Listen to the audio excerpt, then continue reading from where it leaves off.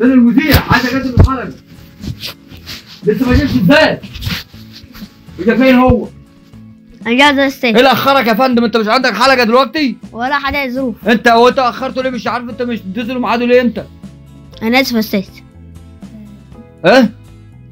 ازاي؟ ابقى اكتب له جدول. انت هتقدم ايه النهارده؟ انت حافظ ولا هنرجع نعيد ونزيد؟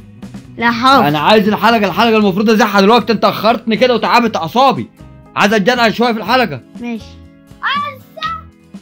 مرحبا يا اصدقاء، انا اسمي تامر وحدايا 11 سنه.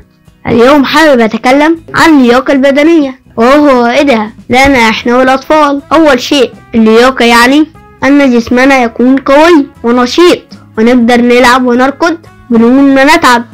لما نلعب كوره او السباحه او نركب الدراجه احنا بنقوي عضلاتنا ونخلي قلبنا يصير قوي.